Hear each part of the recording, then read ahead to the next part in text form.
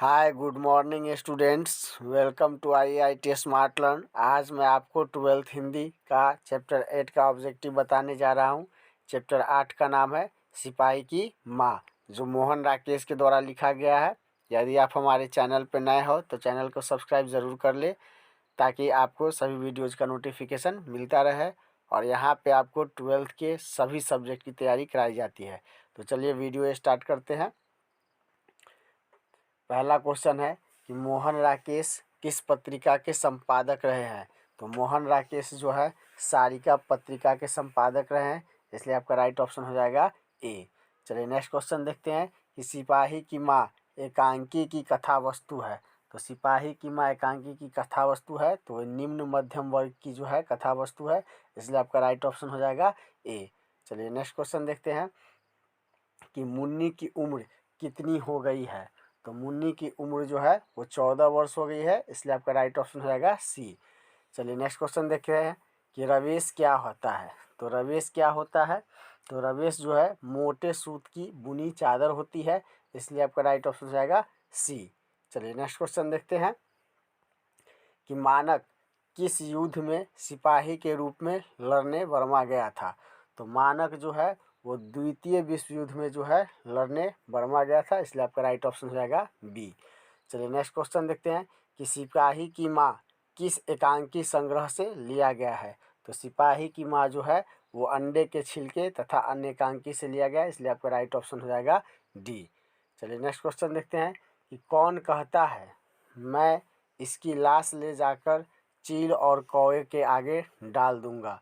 तो ये जो है सिपाही कहता है, इसलिए आपका राइट ऑप्शन हो जाएगा बी। चलिए नेक्स्ट क्वेश्चन देखते हैं कि सिपाही की माँ एकांकी के लेखक कौन है, या सिपाही की माँ के रचनाकार कौन है। तो सिपाही की माँ के लेखक जो हैं वो है मोहन राकेश, इसलिए राइट ऑप्शन हो जाएगा बी।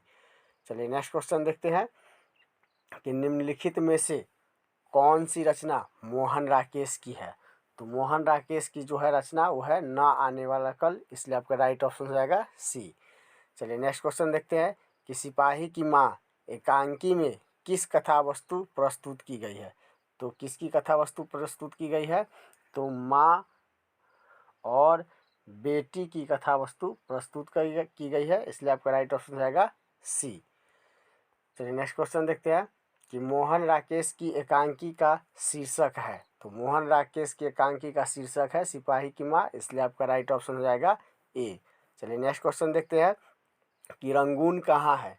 तो रंगून आपको वर्मा में है, इसलिए आपका राइट ऑप्शन हो जाएगा बी। अगला क्वेश्चन है कि मानक बिस्नी से दूध की जगह क्या मांगता है। तो मानक जो है बिस्नी से दूध की जगह पानी मांगता है, इसलिए आपका राइट ऑप्शन हो जाएगा ए। चलिए नेक्स्ट क्वेश्चन देखते हैं कि कौन सी कृति मोहन राकेश की नहीं है।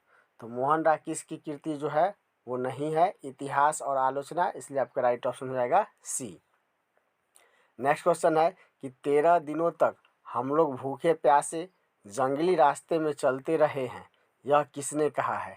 तो यह जो है वो ईसाई लड़की कही है, जो बर्मा से भागते हुई जंगल के रास्ते आई थी, वो कह रही है, इसलिए आपका राइट ऑप्शन हो जाएगा सी। चलिए नेक्स्ट क्वेश्चन देखते हैं कि सिपाही की माँ एकांकी के अनुसार लड़ाई कहाँ हो रही है। तो लड़ाई जो है वो बर्मा में हो रही है, इसलिए आपका राइट ऑप्शन हो जाएगा बी। चलिए नेक्स्ट क्वेश्चन देखते हैं कि निम्नलिखित में से कौन सी कृति मोहन राकेश की नहीं है। तो मोहन राकेश की नहीं है दरियाई घोड़ा, इसलिए आपका राइट ऑप्शन हो जाएगा डी। चलिए नेक्स्ट क्वेश्चन देखते हैं कि मोहन राकेश के बचपन का नाम क्या था। तो मोहन राकेश के बचपन का नाम जो है वो मदन मोहन मुगलानी है, इसलिए आपका राइट ऑप्शन हो जाएगा ए। नेक्स्ट क्वेश्चन है कि मोहन राकेश का जन्म कब हुआ था। तो मोहन राकेश का जन्म जो है 8 जनवरी 1925 को हुआ था, इसलिए राइट ऑप्शन आपका हो जाएगा ए। चलिए नेक्स्ट क्वेश्चन देखते हैं कि मुन्नी डाक गाड़ी के पीछे क्यों जाती है। तो मुन्नी डाक गाड़ी के पीछे जो है वो चिट्ठी के लिए जाती है, इसलिए आपका राइट ऑप्शन जाएगा सी। नेक्स्ट क्वेश्चन है कि बिस्नी किस एकांकी की पात्रा है।